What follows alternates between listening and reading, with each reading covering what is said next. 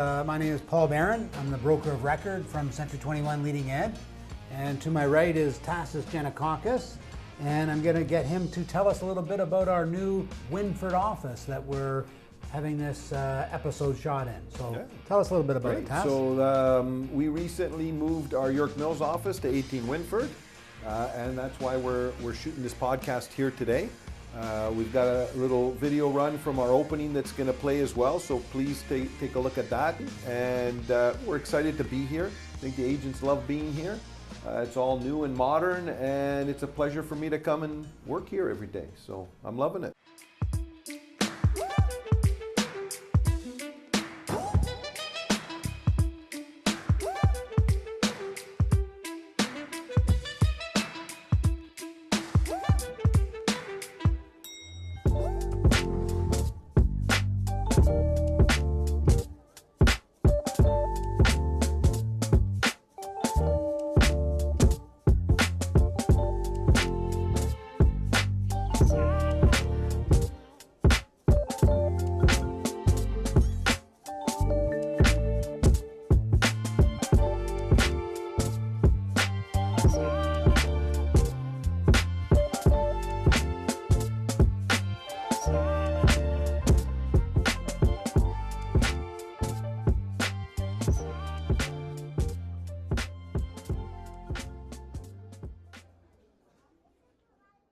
Very good. Great. And to my left is Anthony Bungaro. Could you tell us a little bit about yourself, Anthony?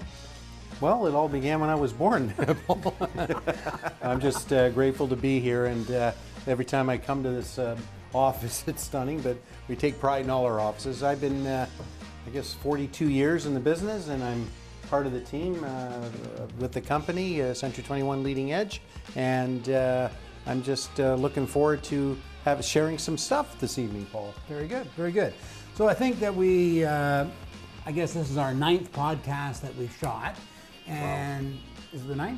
I think so, yeah. I just said, wow, I can't believe we've done 9 already. The 9th podcast. And just want to give a little bit of information about what we're trying to accomplish. We're starting to get a lot more questions in from agents that are watching, looking at direction. They're looking for us to give us a little bit more information about, you know, the founders and owners of Century 21 Leading Edge.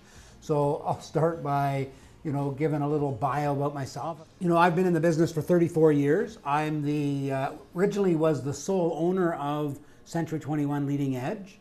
And we grew to the point where I clearly needed more help. It was too much to do on my own. And Tassis was a young buck that came to talk to me, was looking at getting his own real estate office, and I quite liked him and convinced him that he should not do it on his own, but join forces with myself and work at Century 21 Leading Edge. And yeah, why don't you tell us a little bit about that, that process, I was foolishly looking to open up a startup office on my own, and luckily I met Paul, and I was also impressed by how open he was and candid about providing me with all kinds of different information. So it's funny because it didn't start with us really talking about being partners. It just kind of evolved to that. And I had black hair and a black beard then, so I think Paul knew what he was doing, because I think he transferred the stress portion onto me, and now I have gray hair and a gray beard. So, mine's still looking good. No, it's really been fantastic, and I'm so glad that it worked out that way. And I think that really the culmination of all our efforts really produces way more than what we could do individually, and I think that that's what really makes the team work, right? So that's a little bit about my story, and I think I've been with Paul for about 14, 15 years now. So is that long? Yeah, wow, time flies. It is. Time flies. Yes. So then next was Anthony, and Anthony was a pesky competitor down the road, and he had I guess a falling out with his owners of his Remax office. And he came to, actually we were doing an arbitration case. That's and right. We solved that arbitration case, and then this guy is trying to call me for a coffee. So tell us a little bit about what happened with that, Anthony. Yeah, no, I appreciate that. Yeah, things happen, and they came to an end in my previous company, but I knew Paul over the years, and we joke around, or we have joked around, and I don't find it funny, but you know, I would be calling on as my job to try to recruit and take agents away, and I felt bad. I said, and then Paul says, "You're only doing your job. You're only doing your job." But the good news is, I'm with Leading Edge, and it's the best company to be with. So we'll continue with that, I'm sure, after. But that's correct. I left my partnership with my former company, and it was great because Paul allowed me the opportunity to use the talent and help assist. And as Tassa says, it's not all about one individual. When you all oar in the same direction, and it makes positivity, and you can achieve a lot more. But that's kind of the grateful side of it. And you know, it's been almost, what, 9.5 years now. 9.5 years. Yeah, There you go. I'm glad you guys are keeping track of the time. 0.75. I'm not aware of that. So I'm going to give a little overview on the wines tonight. So tonight what we're doing is, because it is the holiday season, we're going with the 95 point and higher wine night. So we have 3 wines here. One is rated 95, one rated 96, and one rated 97. And because all of the training that we've been doing with wine, we're going to try these wines, and then I'm going to let you guys tell me which one's rated 95, 96, and 97. You should be able to tell that by now with your experience. So what we're doing tonight is the one in the middle is it's a Chateauneuf de Pape. You know, 3 of my favorite wines. I've got lots of favorites, and then the other favorites. So Chateauneuf de Pape is probably my favorite region. So in the center we have a 2010 Chateauneuf de Pape. And then to look at a Bordeaux wine, which we haven't had a lot of, but the one on the left here, the Trop Long Mondant, is a 2010 Bordeaux wine. And then on the far right, to my right, is a 2010 Brunello di Montalcino. So a little Italian and a couple of French, you know. So nice I'm gonna pour those out, and we'll get started with the wine.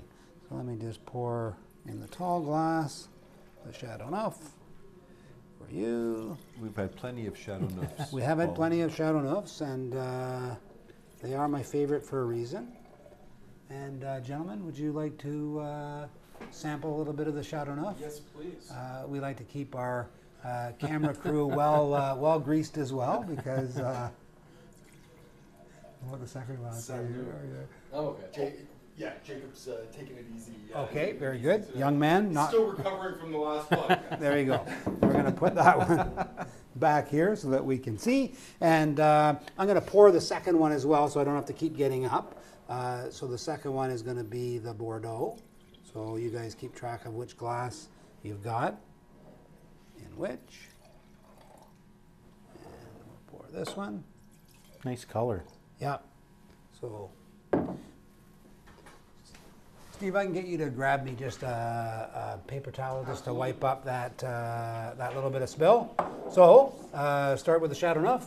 Cheers, guys. Cheers. To a fantastic 2018. Cheers, yes. Looking forward to an amazing Cheers. 2019. Thank you. Cheers.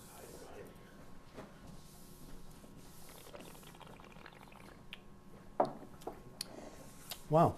Very nice, eh? Wow. Very nice. So it's also interesting that we're talking a little bit about ourselves and what we've been up to in the real estate industry. But I think at the end of the year, a lot of times agents start to take stock in what they've accomplished in 2018 and what they're going to do moving forward in 2019. Yep. Yeah, so today we had a few questions where people were looking, you know, to find out what is it that the successful agents are doing, and what's the difference in terms of what they're doing. So Anthony, tell us the answer to that question. No, you can start us off with a couple of comments on that. I'll make a couple of comments, and I'm sure you'll pick up the cue. There you go. There you go. They're definitely more focused. If we're talking successful top producing agents, they have systems, and systems meaning that the A plus B plus C. It just doesn't fall in their lap. So they have systems.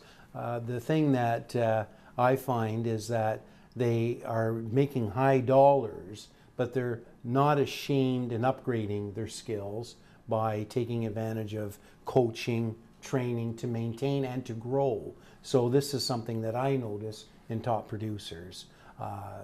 Yes, you have to have a system. You have to know how to close, and there's training and coaching that allows that. So that to me clearly is the way I see it, because I notice that between maybe someone who's more mediocre compared to someone that has willing to be coached, trained, and to have the practice to improve, because that's what they do. They may make X number of dollars, and then next year they want to grow it by 25 or 30%. So it just doesn't happen like magic. They have to have the training. Sure. That's one view anyways. Yeah.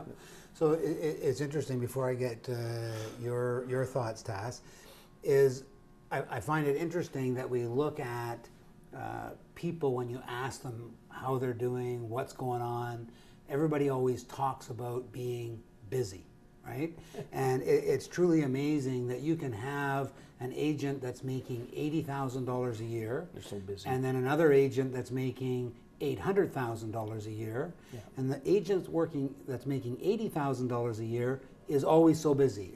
I don't have time for anything. Haven't got time for classes. It's running around. I can't get to class. I can't do prospecting because I'm just so darn busy. And I think that this, to me, is one of the keys that makes a difference for agents. Is what is it that you are doing?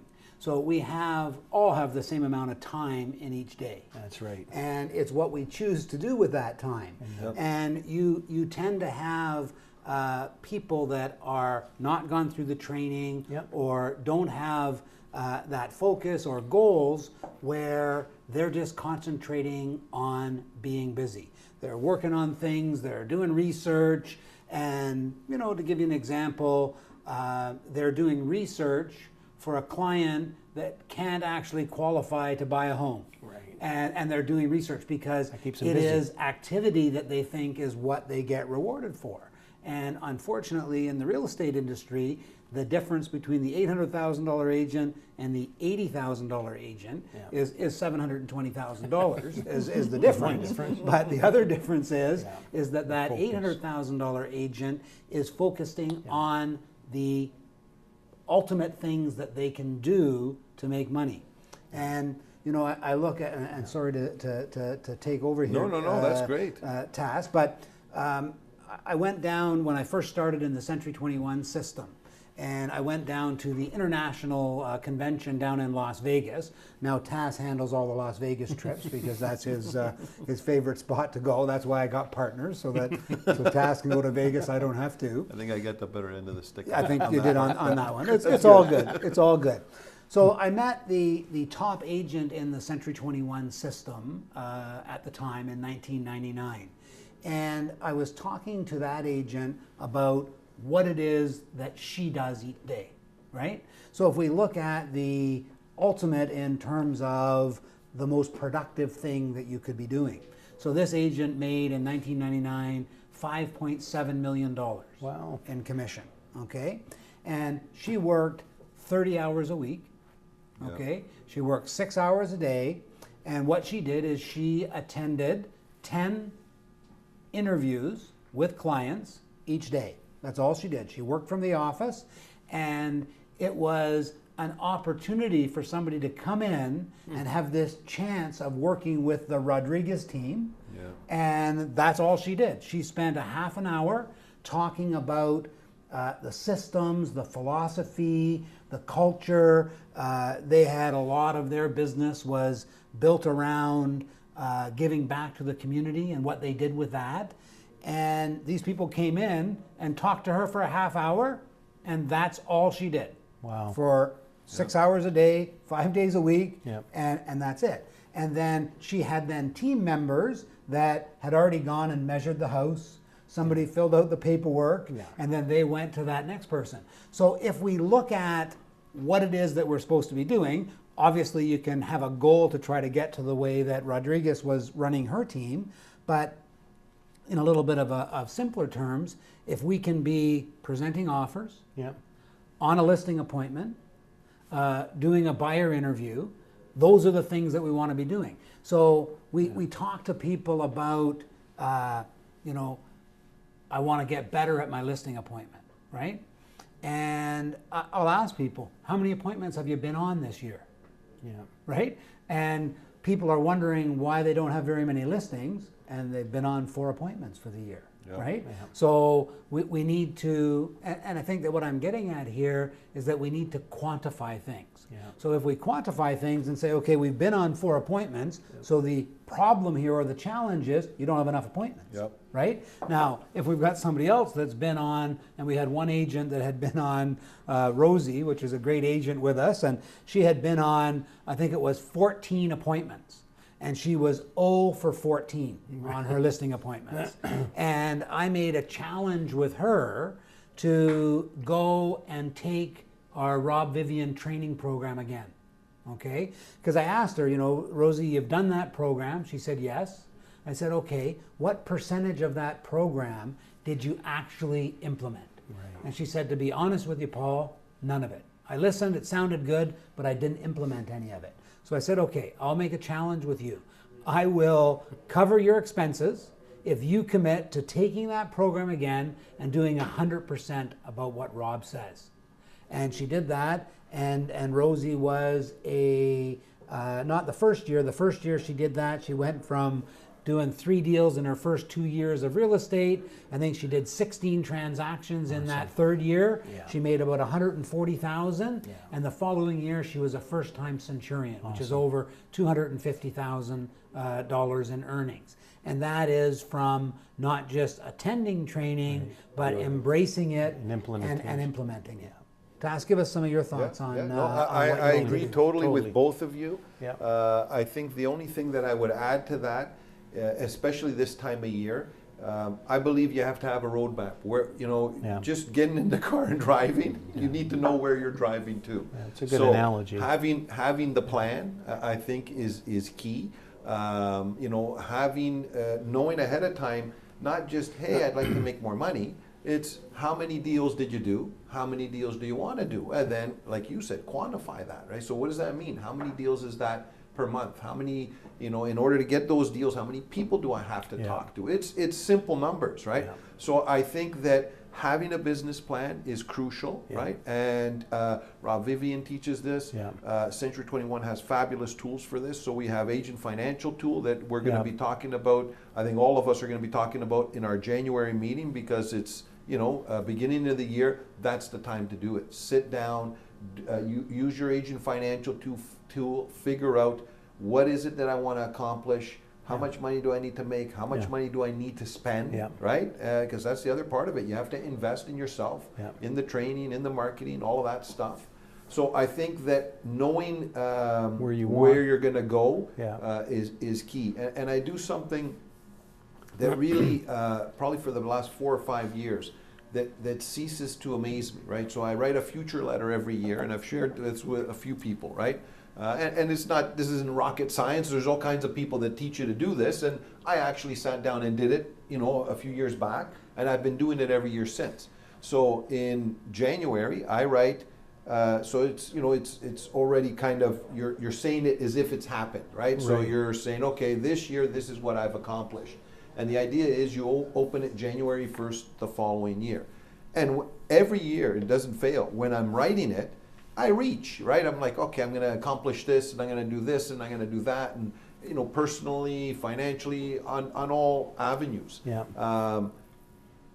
And I vividly remember when I'm writing it that, yeah, that's not going to happen. You know, that's kind of far-fetched, right? Yeah. And it never fails. Every year when I open the letter, I look back and I think, holy, I actually did that. At the time, I didn't know how I was going to pay for that kitchen rental or this or buy that or, you know, all of this stuff. But I think there's power to writing it down, right? And subconsciously it's in your head now, and you're going to naturally be attracted towards it, right? So it works, guys. It's not It's not just myth. That I've been doing it for 5 years, and I'm so glad that I do. So again, it's part of that roadmap, right? Yeah, So, no, it's a task. You're absolutely correct. And if you go back years and years, when I took training, a lot of it was, I'm going to call it the basics, but it's like you got to have a goal, Yes. and you have to write down your goals, because most people. and it can't just be, I want to make more money. No,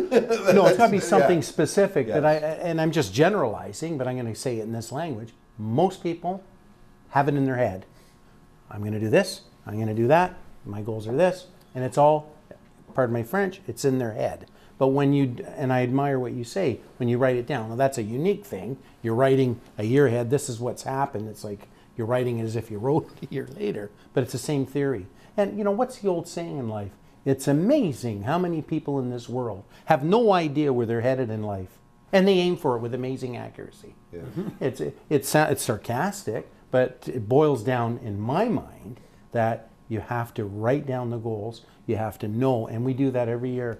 Myself, my wife, we actually write it down, and that's the key. I think that's part of it.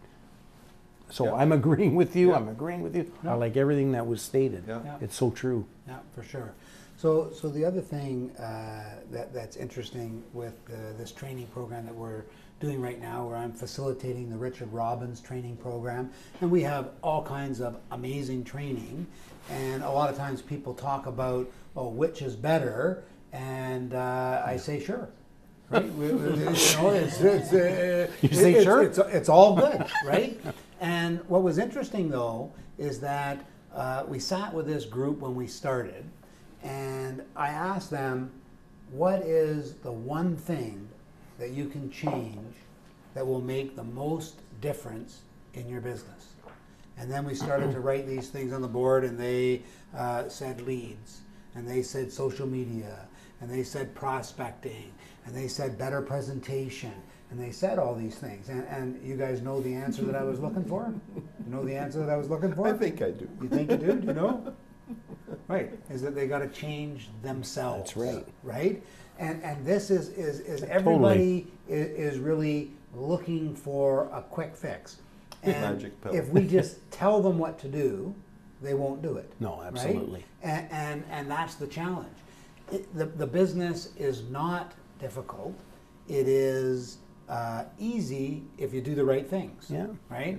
And we follow certain trainers because they have a philosophy that is in line with our company's philosophy. Yeah, that's okay? right. So if you've got a trainer that says no more prospecting, do it this way, that trainer doesn't get to come into Leading Edge, because you need to prospect.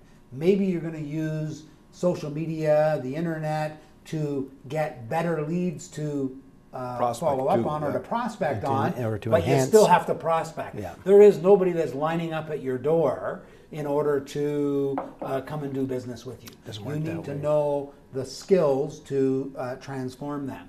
So we said, hey, we're gonna look at changing you, and if we can change you, then we will get different results. And it's interesting that other than coming to Leading Edge as an agent, if you're at another company, right? Changing companies really doesn't do it either, right? It is really about changing yourself. Now, if you can get with a company that will help you to change yourself, that's what we do, right? Then you can actually make change in your business.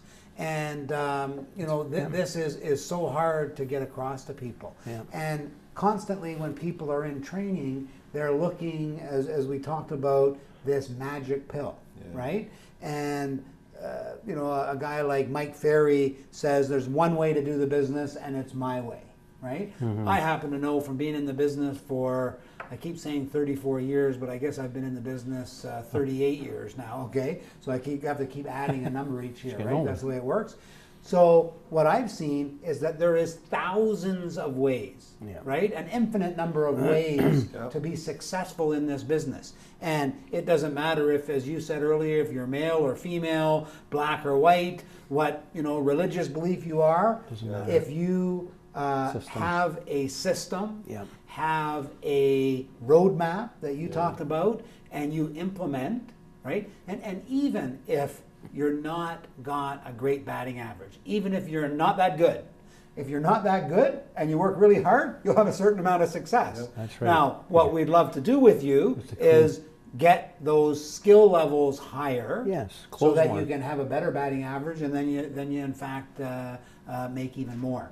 So let's talk a little bit about a couple of the different programs that we have.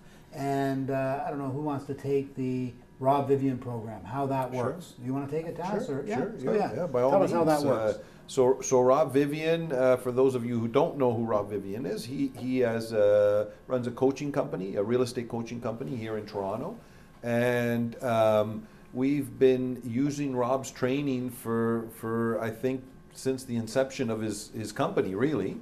We were his first customer. Yeah, yes. we were one of his first customers, or maybe his very first customer. So what I love about Rob's stuff is it goes back to what I mentioned, right? So Rob starts off, you know, I remember sitting in his class and him asking, you know, what time do you come to work? And there was all kinds of answers, you know, throughout the room.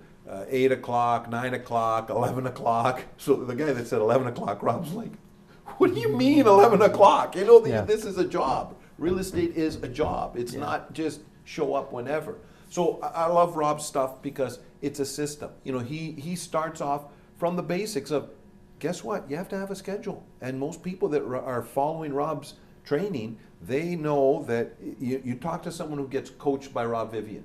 They're going to tell you, don't call me between 8:30 and 11:30 or whatever their hours are, because they are scheduled to prospect during that time. They're not going to answer the phone. They're making outgoing calls. That's their time to get new business and deal with their business, right? So I think that Rob starts from the basics of saying, hey, you have to have a schedule, you have to have a plan. You know, what's your budget? What are your goals? What number of deals are you going to do? So what we do with Rob Vivian is we have group coaching for our entire company, which I think is phenomenal. And it's free to Century 21 leading edge agents, right? So people pay a ton of money to get coaching, and we're providing it for free. It's not for free. We pay Rob. He's not doing charity work for us.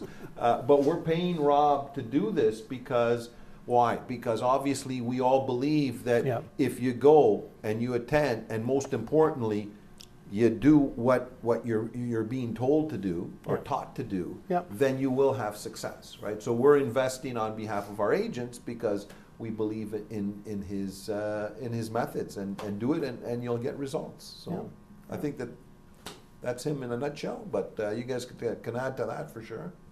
No, for sure. There's not much to add because you covered it quite well. But he explains about, it's almost like a business plan and having a system, and explaining that, you know, he uses the analogy, it is a numbers game, and you do have to prospect. He does, his theory is, I don't teach you to cold call, but I don't have to piggyback anymore on what you said. It's a system. And you have to generate leads. So without bursting all the thunder, the national average is 1 out of 4 leads equals a transaction. So my feeling is the focus is not, I better hurry up and make a deal so I can have some food with my meal. I better hurry up and I've got to make a commission. No, the focus is day to day, I've got to generate leads.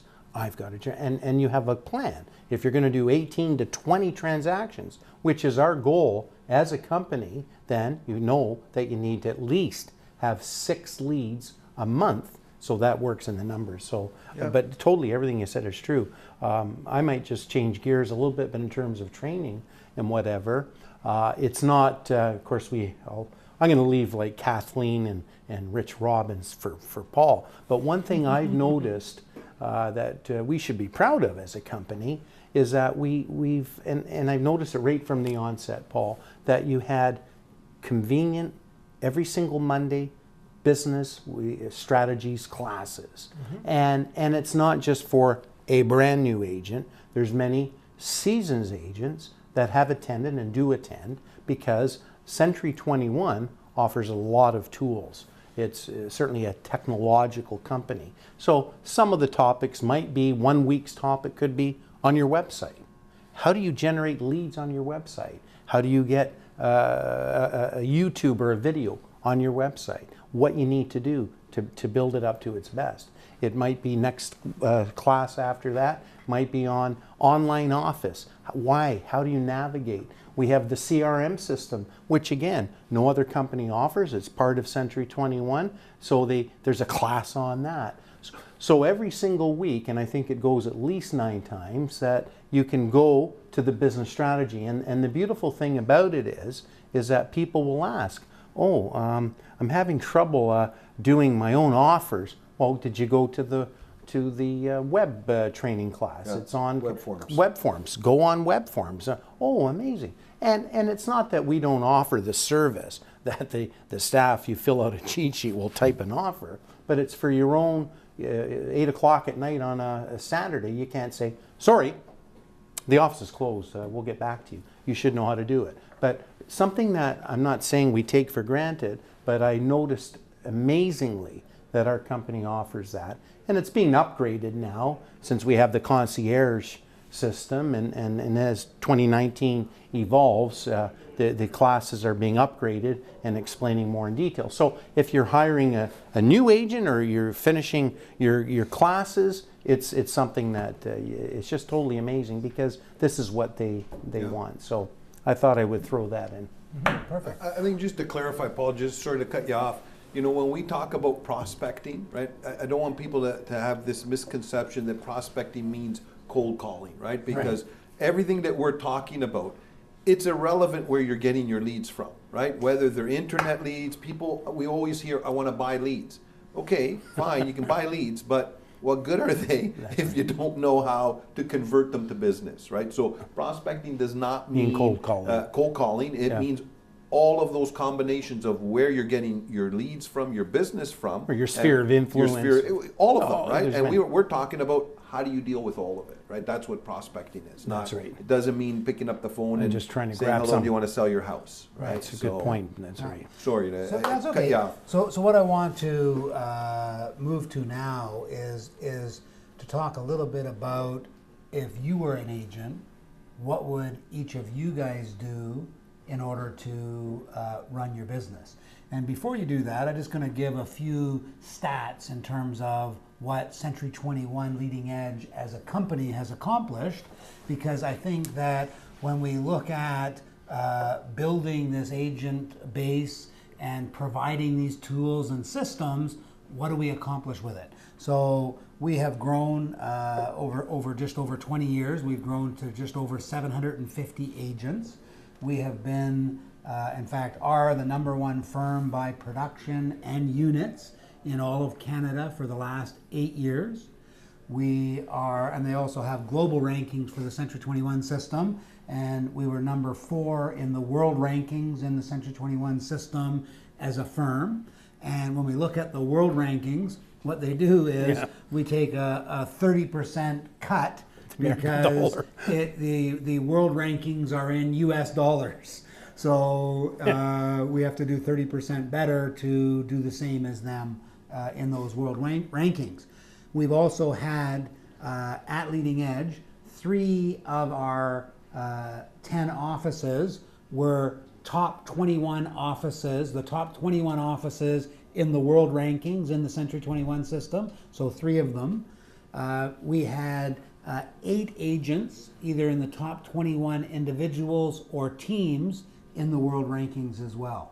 Yep. So we have, and the system that we're running, we're not just blowing smoke, we're creating monsters. We're creating people that are accomplishing things. Yeah. So huge things. That is showing that what it is that we're doing is of value, and if you embrace it, if you just do what I say, right? if they just do what I say, we'd be in great shape. Now they don't, right? And it takes a while to get a hold of that, but it does turn into be amazing results. And we were talking before about the people that are in training are doing 2 to 3 times more business than the people that haven't gone through the training. That's right. Right. So let's talk a little bit, because I think that the people watching these podcasts are sort of curious as to what it is that each of us would do if we were in the real estate business. So Yeah. who wants to start with that one? I can start with Okay, you it, start Paul, with that one. if that's okay. Yeah. Because certainly I was in sales for many, many years before getting into management and the brokerage. But so I often say to a new agent, or look at myself in the mirror and we'll answer your question. What I'm saying is, when I was in sales, you were like the farmer. You were just, or the hunter rather, hunting for the business, hunting for the business. Where was the weak side of the equation? Well, I've had over 1,000, or actually it was at the end, when I stopped sales, about 1,200 personal transactions. And the weak side of it is that it was, I think it was very good, but let's. I'm impressed. Thank you. Thanks. But the weak side of the equation was you didn't have a correct database follow-up system. So the quick answer is I would work the database correctly. Now, I realize whether it's Rob Vivian or any trainer in North America, that's the main component. Everyone should have a database. And sometimes our current agents and people don't want to hear that because, as you said, they want the magic pill. There's got to be an easier way. Why don't I just fork over a check and I'll buy leads? The reality is that is the most important part. So what I would do is do what I didn't do many years ago, is follow up correctly with a database. I thought I was doing great when at Christmas time I put a stamp on the calendar and said, hey, you know, they'll keep in touch. Right. Or 3 years later, you get the phone call, hey, I've been getting your calendar for 5 years. I'm thinking of selling. What a poor way of keeping in touch, right? Because you got to follow up and phone. So you tried to upgrade it by delivering it, by knocking on all the doors that you could possibly do. And what happened? Particularly this time of year, end of November, December, let's say, you had a chance to see them face to face. And you know what happened more times than not? Great to see you. Let's get together in the new year. We're thinking of selling or da-da-da. And you actually saw them face to face. So the moral of the story is, Paul, the database, I would do a diligent job. And we have the training, we have the systems, we have the CRM that's provided to you at Century 21. You just absolutely must do it correctly. So that would be my main focus. Now, if you can go on and on. Rob teaches 3 pillars, whether it's farming, I probably have farming as well. But I think with technology today, I would make an effort in doing everything with technology. That would be my 3rd pillar, because that's the way it is today. Okay. But that's how I would do it. Okay. No doubt. Taz, how about you? Yeah, I think very similar to that, and also in line with what Rob teaches, right? I think that I would concentrate on my sphere of influence, and I think that the technology exists now to have some fantastic systems in place for that, right? So I think doing there's no excuse not to do a superstar job of that. Right? That's right. And then I would pick another 2 pillars like Rob teaches, which is, you know, what other things, and I think those depend on each person personally, right? So some people enjoy driving people around and showing houses. If that's your thing, then you want to have a pillar that gets you buyers, right? Mm-hmm. If you say, hey, I hate doing that, then maybe you want to farm an area and concentrate on getting more listings, right? Yeah. But I would 100% systemize everything, have 3 pillars, and have everything where this is my calendar, this is my schedule, and this is the time I'm committing to these 3 different avenues that I'm going to get business from. And the number one being your sphere of influence, right? Yeah. I think that myself, that's where when I was selling.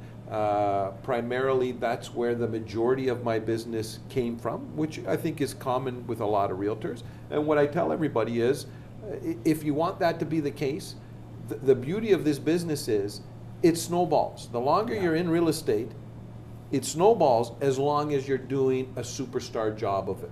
So you need to make sure that each client is 110% satisfied, and you'll get the referrals, right? That's right.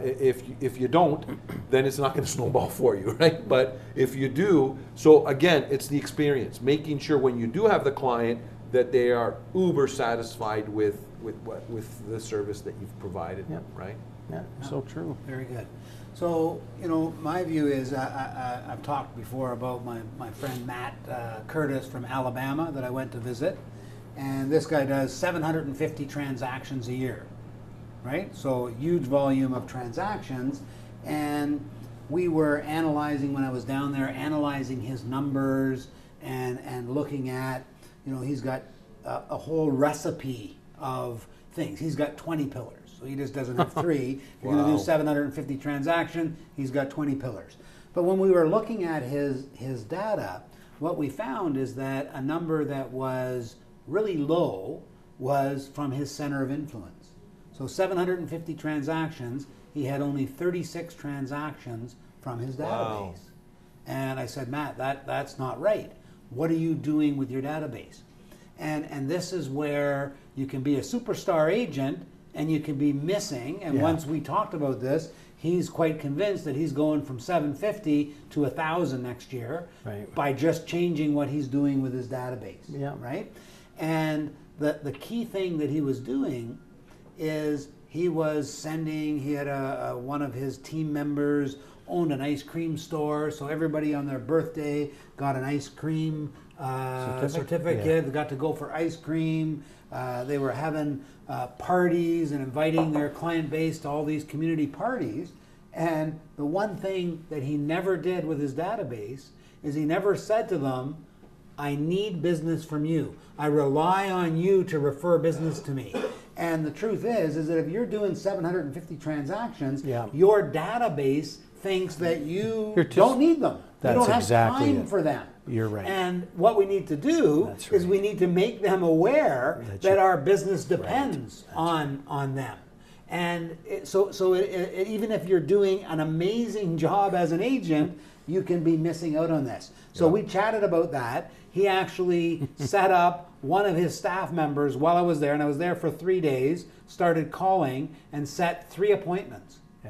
Right? With just calling and saying, we need your business. We've done all these things for you, but we never asked, but we would really like to get, I have somebody. And boom. So he figured he's going to do 250 transactions by having that huge database and asking for the business. And that's realistic. It is. Given that much business that he's doing. Absolutely. And again, it is the complete package. So it's not just center of influence, but it's center of influence done properly. No doubt. Right? No doubt. They think you're driving a fancy car. You don't need the money. You don't need the business. How's business? Oh, amazing. Everybody, every agent, everything's amazing, right? So they don't need me, right? So we need to make sure that they know that we need them. The other thing that I see from looking at being involved in the different training classes is that a lot of agents will do something well, get results, and they are attracted to squirrels, right? They see a squirrel, right? What's going on? What's this new thing? What's it, right? So what they do is they have a business where, let's say they're farming, and that's what I did. I was a farmer, right? And my first full year in the business, I had 37 listings sold from my farm area, right? So farming works. Farming good? Absolutely. I didn't make phone calls, I knocked doors. It's just the way I like to do it. Not saying that that's the best way to do it, but it certainly is a good way to do it. Now, what I've seen agents do, though, is they're doing 15 transactions from farming. And then they decide, this allure of technology. So they decide that social media is going to be where they're going to get their business. So what do? They completely disregard farming. They don't have anything to do with farming, and they spend all their time and effort on this new platform of social media. And what I'm saying to people is, right, when you find this new squirrel that you're going to chase, right, then you make a decision that you're going to chase that squirrel between 3 and 5 each day. That's it. That's your only time that you get to chase the squirrel, right? And you work on that new piece of business for that amount of time. And you allot your time with what works. And this is the same is true of your center of influence. So people get into this new way that they're going to do their business, so they stop doing what works, and then right? their business drops. Don't do what works.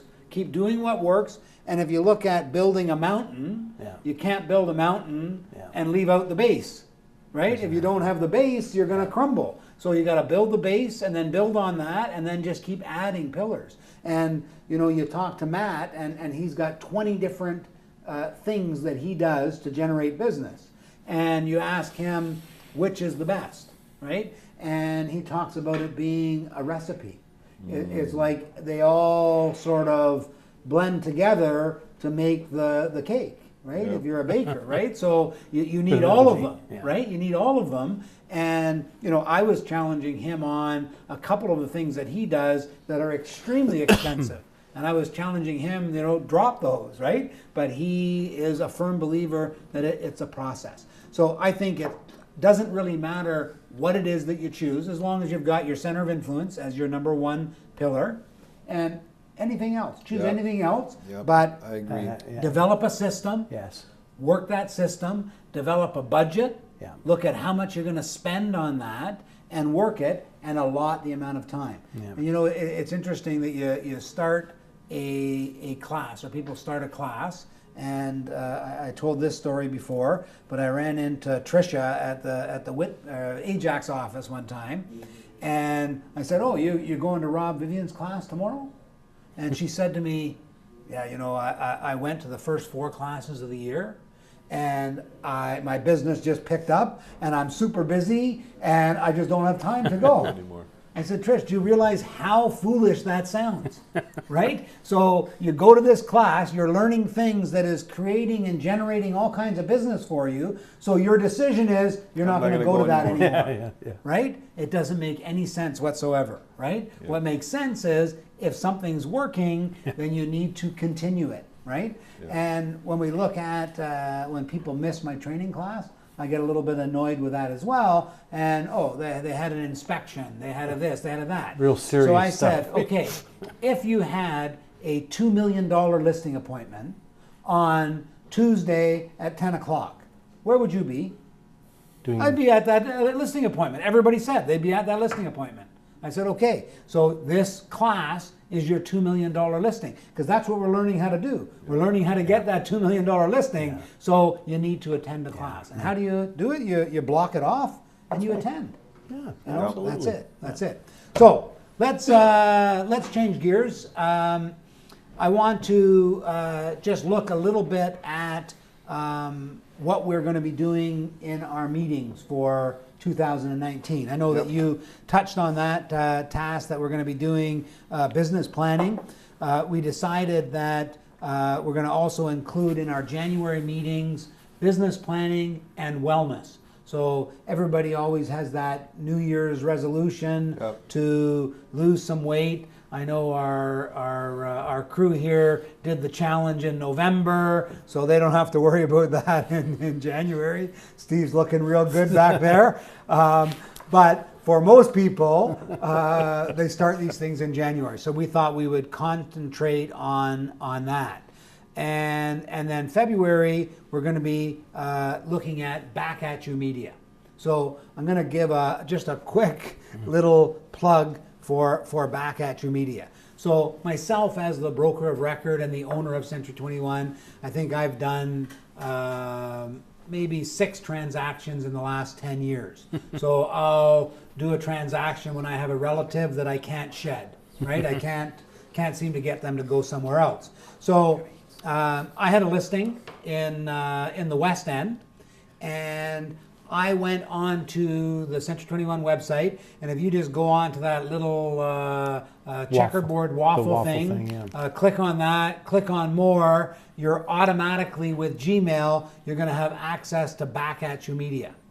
So I went in there and I selected to turn everything on with Back At You Media. This is something that, again, is provided in the fee structures that we have here at Century 21 Leading Edge. I did not buy anything with that, and I just turned on all of the automatic and automated systems to feed my Facebook, my Twitter, and my LinkedIn page with information about my listing. And I showed my class today. I received 22 emails. Wow. It's been 60 days, and I've received 22 emails. And part of that is nothing to do with the listing, but there's a bunch of stuff with home value, find the value of your home. Probably 6 or 8 of the inquiries were for wanting to know the value of their home. Wow. If we're selling real estate, and I've got this one listing and I can turn it into that, you know, what are the other people doing? And I also think that we have a fairly decent following on social media, so I think that adds to it. So I don't think everybody's going to get 22 from one listing, but this is a free service. Free because it's provided for in the fees that we pay for the marketing fund to Century 21. So make sure you attend the management meeting in February, or make sure you go on Online Office and see how that works. And then in March we're going to be doing an overview and having Zillow in to tell you a little bit about what's happening with Zillow, which we talked a lot about in our last podcast. And then in April, we're going to be doing Real Estate Webmasters, and then the Core 21, which is going to be the new version of Online Office. So we're leaving Where to Live and moving to Real Estate Webmasters to provide our back office, our CRM. And I've looked at some of the stuff. I know you looked at some of the stuff in the convention. Conference, and amazing things that are coming through. It keeps getting pushed back. So now we're looking at a March launch. So that's why we're going to have that in February or in April. So looking forward to that. The other thing that I just wanted to talk about, and we'll certainly put this on the. I'll give this to you guys to show up on the screen. I'll actually just put that over there. That in February and this year, Century 21 Canada has made a decision that the evening gala awards banquet is not happening this year. So they were a little bit late in telling us, but we have already started to organize what is going to be the most amazing awards and kickoff event that you've ever been to. So mark your calendars. It is scheduled for February 13th. It is going to be featuring keynote speaker Benjamin Tall of CIBC World Markets. And I have talked about him many times in this podcast about how valuable I find his insight. And he did attend a kickoff event that we did 2 years ago.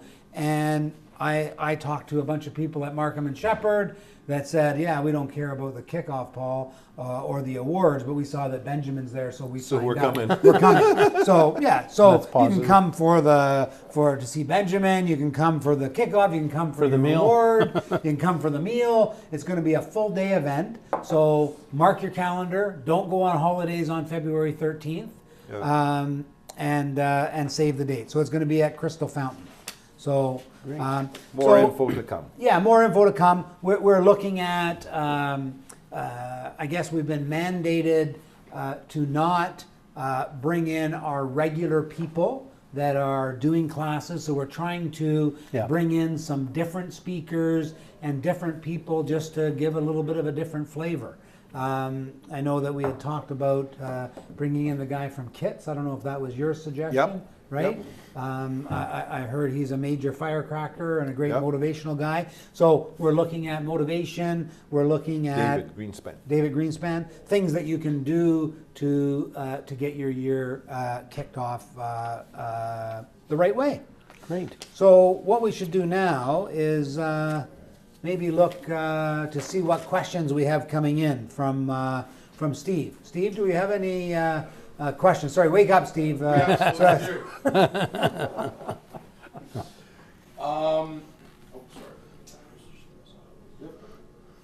Gonna ask that. We're good? All right. Okay. So first question, someone I'm assuming that's been taking a look at the brokerage, they were curious, what areas does Century 21 Leading Edge specifically service? So what, geographic areas? Exactly. Yeah. Right. Okay. Yep. So Taz, cover that one for us. Pretty much all of the GTA. Well, I can tell you where our locations are, right? So we currently have a location downtown on Bay Street. We have this location, which I would call Don Mills area. We have our McNichol office, which is Victoria Park and Finch. Our Scarborough office, which is Markham & Shepherd. We have an office in Ajax, we have an office in Whitby, we have an office in Lindsay, Ontario, Stouffville, Ontario, Markham, on Main Street, Markham, and in Mississauga. So when I say pretty much the entire GTA and surrounding area, it really is pretty much the entire GTA and surrounding area. So, Yeah. so we've got you covered. Yeah. So, and if you're in an area that we don't have an office, we're always expanding. We'll open one. We'll make an contact office. us, we'll open one. We'll We'll open one for you. continue to grow. That's a big part of, you know, our plan with Century 21 is that we think that being in this business, we need to grow with our agents. Yeah. So we're always looking at expansion. We're looking at Vaughan. We're looking further east into Bowmanville, into those areas. So we're always looking at expanding, right? Another question that came in, if you guys are interested, is someone that's curious about differences that you may know between some of the big companies, the Keller Williams, the Remax, the Century 21s, and specific value adds that Century 21 adds for their agents. Right. Okay. So I think that I'll sort of take that one first, so you guys Feel free can. to segue with what Leading Edge specifically does over and above that. Obviously. Yeah. So I think that, you know, when you look at this question, you can talk about specific things that a company does, but I think that more importantly, I think that you need to look at the culture and the philosophy of the company that you're looking at joining. And I think that is what really differentiates us. So there is a lot of companies in the real estate business that have no interest in having ownership or management attend classes, looking at best practices. I, as the broker of record, and because I got these two great guys as partners, and I don't have to manage the offices, I spent 10 full days in November in various training classes. Again, got a leadership class on the 7th and 8th of January. I'm in another program down at Inman for 5 days at the end of January. So every month, as a company, we're out there looking at best practices, and we're doing this not because I sell real estate, because we're looking at bringing those best practices to our agents. And I think that is probably the biggest differentiator, is that it's not a specific, we do this, or we provide leads. We provide leads. We have a client care department. We offer all of these services, but anybody can offer those services. But I think the biggest differentiator is that we're always searching on your behalf. Because when you look at the real estate business, you really have information now which is just so overwhelming. Yeah. What do you do? So really, I'm out there chasing the squirrels. That's what it is, right? I talked about the squirrels and not chasing them. I'm chasing the squirrels, figuring out where the best meat is, and going for that. So that I think is to me what our biggest differentiator is. Yeah, what do you guys add to that, right? I agree, Paul. I think that I've said this before.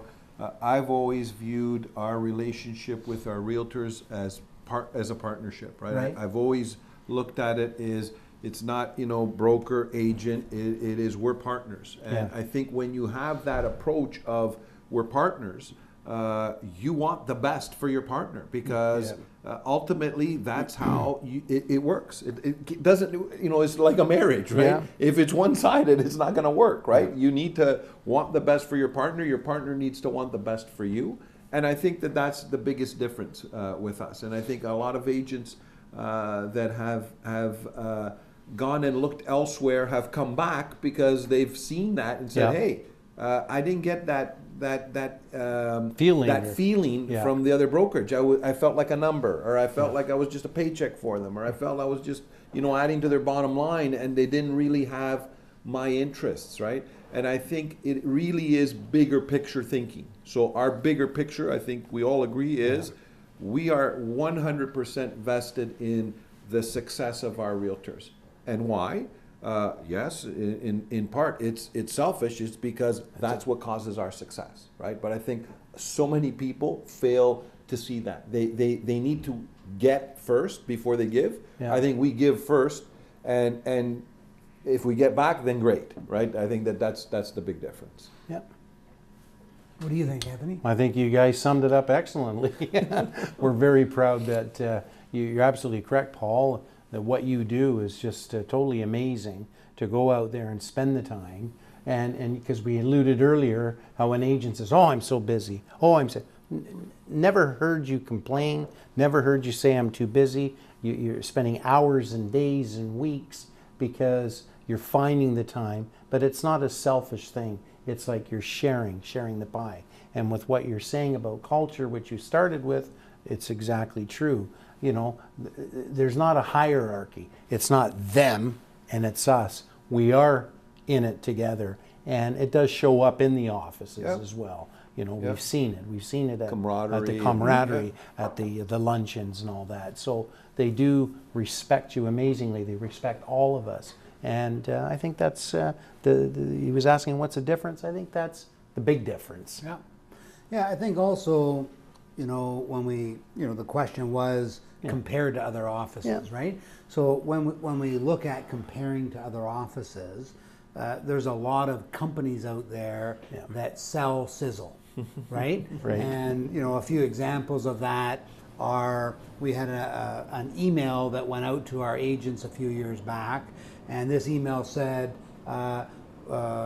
we've given out 550 leads to our agents this month. What's your How many leads has your broker given you? Right. And I had probably 10 or 15 people flip that email back to me and say, hey, Paul, what's going on? And we have a great leads program.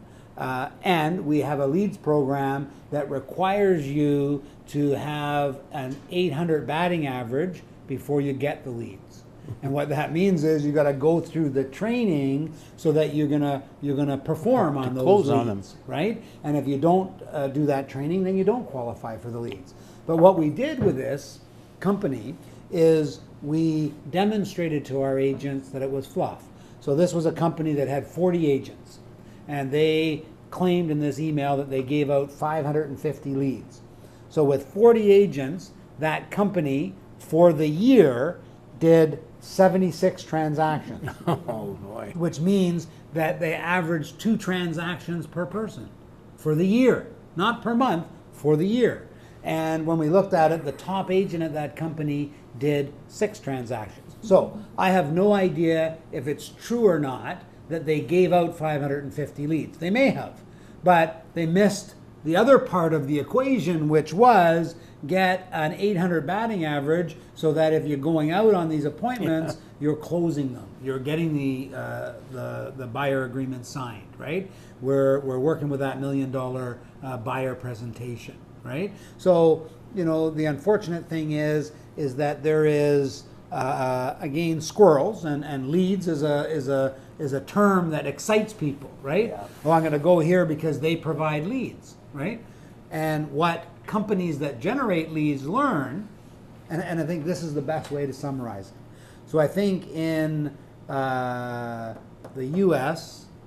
there was there is just over 1 million agents. 1.2 million, I think. 1.2 million, right? and they did. And don't quote me on this, but let's say that as a country, the U.S. did 10 million transactions, right?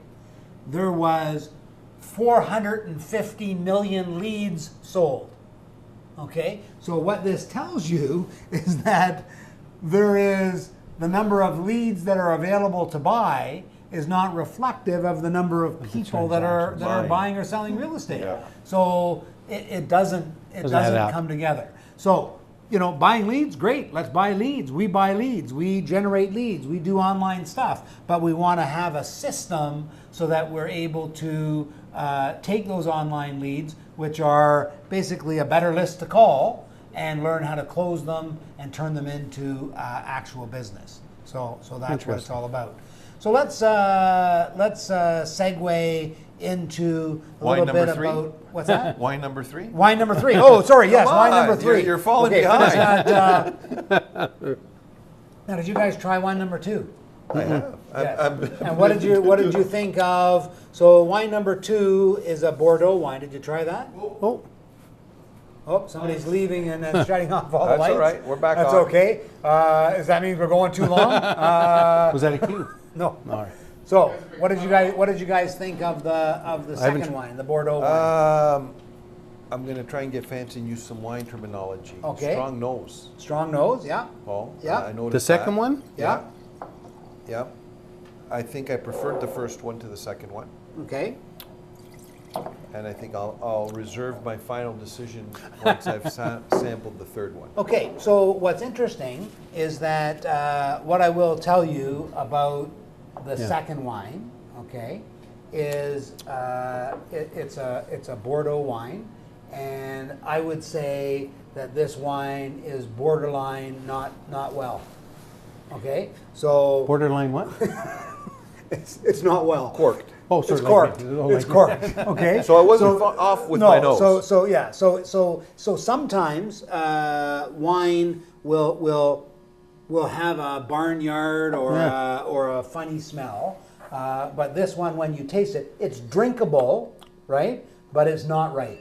Oh, Gotcha. okay. And for I'm actually starting to learn this. you You're are getting learning good. stuff because, and I didn't, select that because you don't know until you open Until it. you Well, you open it, of course. If it's corked, I actually have 2 bottles of that. That's all I got allotted. Great, it's rated 95. Wow. And very sad to see that Yeah. it's corked. But there is corked where you taste it and it's not drinkable. Yeah. This is drinkable.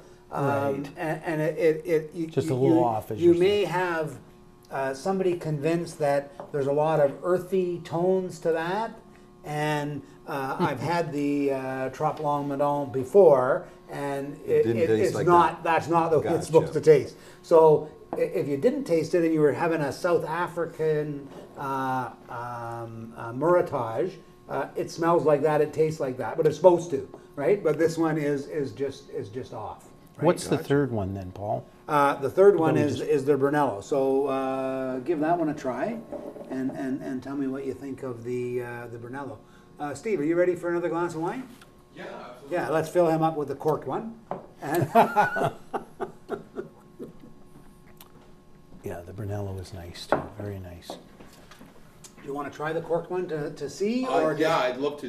That's the Brunello? no? This is the Bordeaux wine. Oh, okay. So this one we think is a little bit A little corked, off. right? Okay. Okay, but just to see. give us your professional opinion, I won't Absolutely. pour you a lot of it, and yeah, you can give us your read on that. It's close. It's It's close. close. Yeah, I'd have to concur with that. Yeah.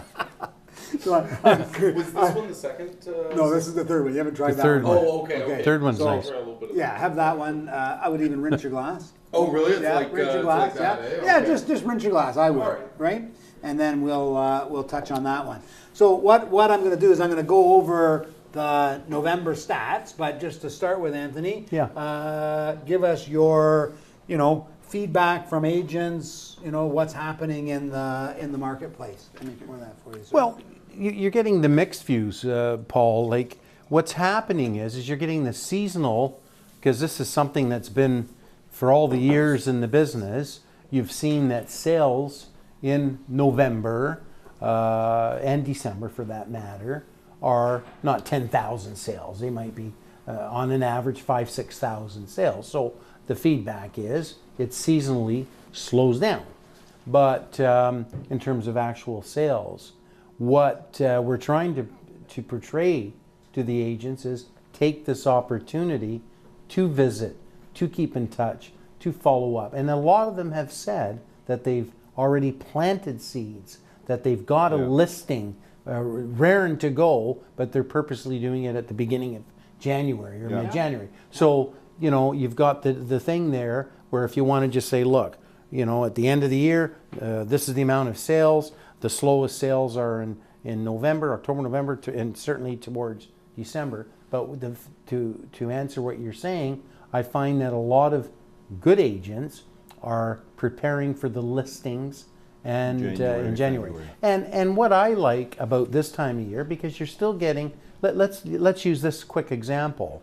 They've sold their house. So if as a good active agent, your client has sold their house and they have to buy, what a great time of year to have a client to go buy something. So, you know, it sounds like a salesman talking, but I think we should also speak the truth that this is an absolutely amazing time to buy, because in terms of price, value, and whatever. So the ones that have had their listings sell and they've got buyers, the feedback I'm getting, the deals are coming in. Yeah. Just yesterday from Stouffville, there was like a stack, and I think most of them were sales, and I brought them into accounting. So that's kind of the feedback. You're getting the seasonal, you're getting the slowdown. Your retailers are busy now. The stores are busy. You know, the phones aren't as busy like the ladies at the front desk. And I say, well, that's fine. And I put it in my head, that's normal. Yep. But the ones that are working are actually planting the seeds for the new year. Right. That's my analogy. Yeah. What are you hearing from the I think troops? it's very similar, Yeah. Paul. I think a lot of people, you know, our industry is so tied to the mentality of the realtors as well. So come December, I think realtors go into its end of year mode. So Yeah. we're going to go to all these potluck parties, Christmas parties. Yeah. We're not going to really work. We might go on vacation. So it happens. And what we hope they're also doing is planning for the future. I think the vast majority of realtors, if they're prospecting or getting a call from a client now, that, hey, we've decided we need a bigger house, smaller house, whatever. They're going to do They're it. saying, hey, okay, no problem. I'm going to start working on it. We'll get it on the market in January or in February, right? Right. So I think that you're right, Anthony.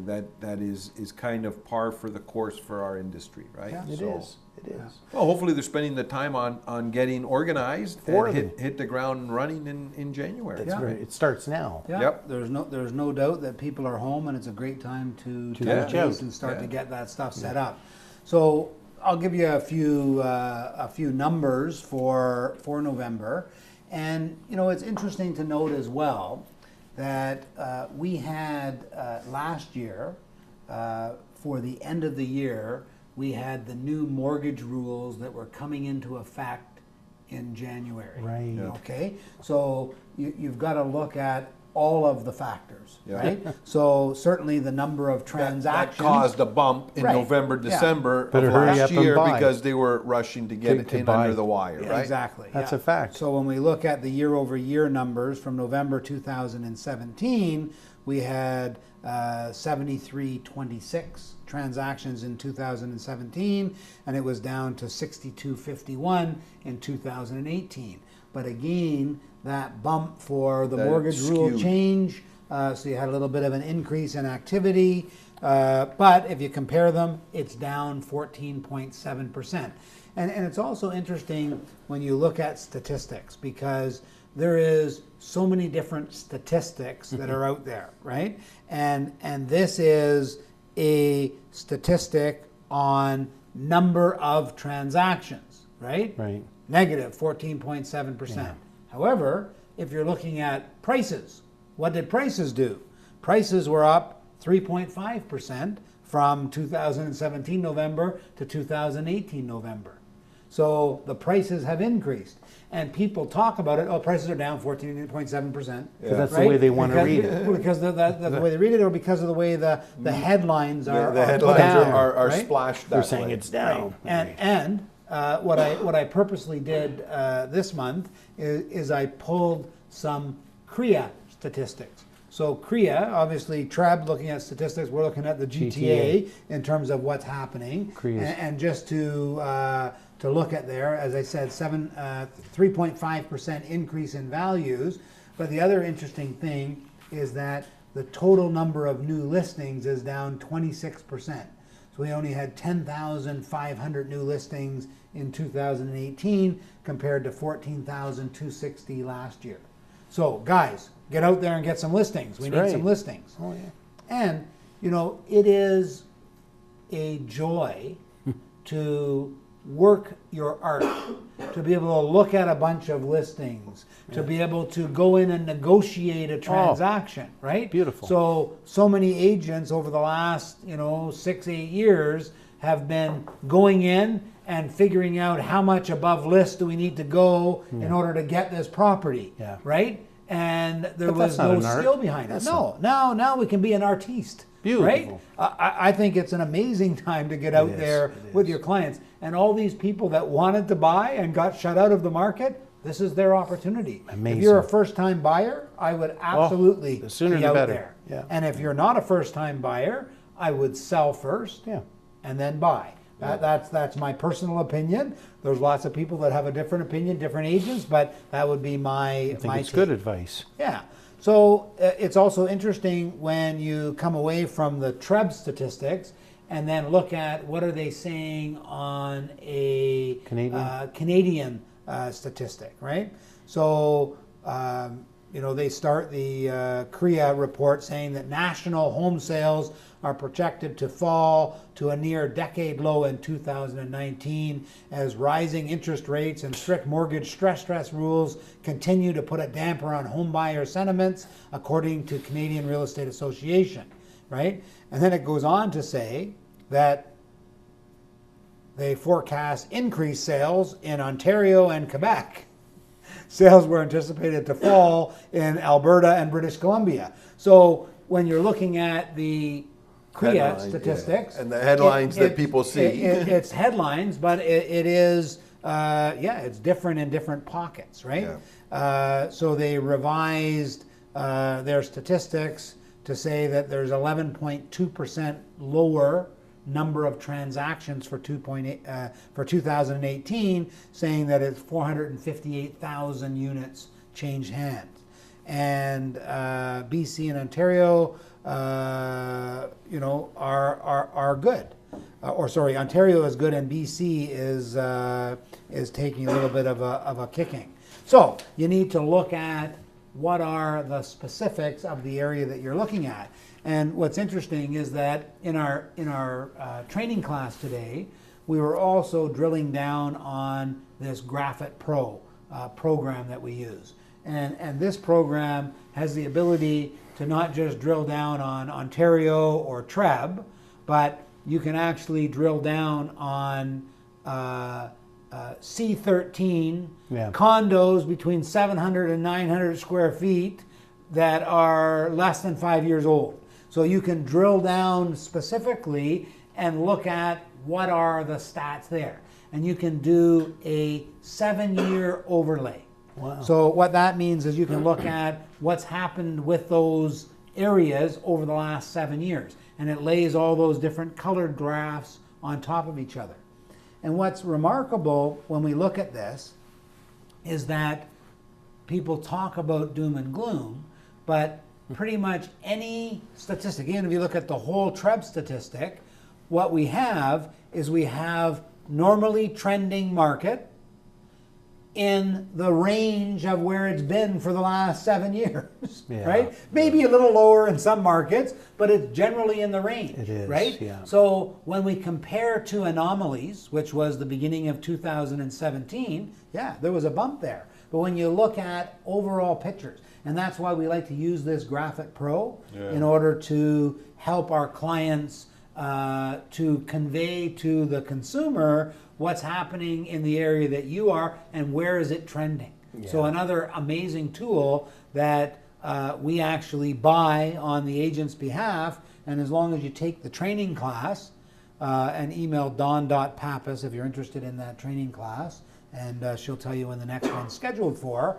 And this allows you to drill down, and you can say to somebody, hey, the news appears to be bad, but values in your area are at an all-time high. Yeah. And you're actually looking at going to this particular area, so the area there is actually on a decline. So it's an excellent time for you to move. So we need to look at the specifics. And if you go out armed with that knowledge, then you're really helping your consumer to maximize on their opportunities, right? Very and true. the other side of the coin is that it also may not be the time to move, right? Yeah. And I know you've never heard a realtor say that, but there is actually times that it's not the good time to move. Yeah. Right? I know. Do you believe that, Anthony? No, now's It the is time. true. It is true. No, it is true. Sometimes, depending on your situation, Yeah. it's not the time. Right? The market is not always unbelievable And for all- at all everybody. times, It depends it's on what you're trying to all accomplish locations. Yeah. and what your goals are. Another thing that's interesting is that we talk about now smart sizing, right? So there's a lot of people that are in the wrong size properties. Yeah. So this is another area that we're going to be, I've been working with a few different companies on some programs and some lead gen that we're going to do based around this idea of smart sizing. Because people don't like to use this term downsizing. That sounds negative. Smart right? sizing. So smart sizing, it may be getting smaller, but it's smart sizing. It's more appropriate for what your needs are. So those are the numbers for 2018 November. And what else do we need to talk about today? What kind of time have we been? We're sitting at an hour 20 right now. Okay, do we have any Oh, more that's burning questions that we need to cover, or should No, we? You guys covered most of them right We should wrap it up. Okay. Yeah, I think we're there. Okay, perfect. So again, just a reminder for everybody to mark their calendars for February 13th, 2019, kickoff awards event, Benjamin Tall. The other thing that I would like to do is take this opportunity to wish all of our agents, all of the people watching the podcast, a very Merry Christmas, a prosperous New Year, and if you don't celebrate Christmas, a happy holiday from all of us at Century 21 Leading Here, Edge. here. I'm Paul Barron, President, Broker of Record of Century 21 Leading Edge, and Anthony Bungaro and partner, Century 21 Leading Edge. And I'm Tasis Janakakis, partner at Century 21 Leading Edge. And I'd also like to give a special thanks to our video crew, Vendetta Media, for the job that they've done in 2018 for us. And also, suggest to you as agents, if you're trying to build more video into your business and into your marketing, this would be a great company to contact and see what they can do for you. It's interesting. So I'm looking at some of our agents' marketing, and I actually saw somebody putting some stuff out. I said, that looked like Vendetta work, and in fact it was. So, I think that they're a great company, so I would strongly suggest to use them. So cheers. Cheers. Prosperous Guys. 2019. Happy holidays. And before we go, what did you guys think of the Brunello? I think that's my favorite. That's your favorite? Yeah? Yeah. Now it could be because the second one was cork and ball. so that was Now- tasted a lot better, right? Just as we're closing here, I want you guys' professional opinion. Which was rated 95, which was 96, and which was 97? I'm thinking the first one was the 96 and this one's the 97. Tass is getting awful good. Yes. Was he right? Yeah. Hey! Oh, yes. Congratulations. I'm going to have you take the helm on the next wine tasting. That's good. That's it, That's right. Anthony. So forget about you bringing wine next year. Okay. It's Tass's. All Tass right. is going to bring the wine next year. So I've actually had once in a restaurant, and it wasn't me ordering the wine, it was somebody else. But I had so much respect for the restaurant, right? He opened the bottle of wine, and he smelled the cork, and as he was pouring it, Paul, he stopped, and he said, "Excuse me for a moment," right? He took the glass, he smelt it, he tasted it. He says, "I'm sorry, this wine is not not right." acceptable," and he took it away, right? And I Wow. thought, maybe we wouldn't have even known. Like, Yeah. if you Couldn't have said that that. wine tasted off to me, right? Yeah. But I wouldn't. You have, weren't gonna say anything to me. No, I wouldn't have I sent just it thought back. it was a flavor. No, exactly, Yeah, I just Anthony. thought- yeah. So if you got served that in a restaurant, would you have sent it back? I would have thought, okay, I just chose a wine that's not to my Me taste, too, right? yeah. I wouldn't have sent it back. No, I wouldn't right? have known. So So what was the name of that restaurant that you were at? Do you remember? it was, it was. Pasquale's. No, it wasn't Pasquale's. It was. I think I told you to go there. I don't know if you did. It's in Vegas. Oh, it's in Vegas. All right, we won't worry about giving a plug. Because you're to it. going to go. I was going to give a plug to it because No, that it's is good, yeah. that is very respectful. Yeah, what I thought, I too. would go back to a restaurant That's like what I that thought, that too. is looking after you. Milos. Yeah. Okay, So Milos they're in Vegas. Manhattan, they're in Vegas, they're in Milos. Miami. If you're in Manhattan, their food is fantastic. Right. Fantastic. Okay. Good. Fantastic. So, to 2019, guys. Awesome year. Cheers, guys. Thanks for all the help this year. Thank you, guys. All the best. You've made this painless. Actually, almost enjoyable. That Right? wasn't the wine? Well, it's probably the wine. Helped a little bit. Okay, we're out. All right.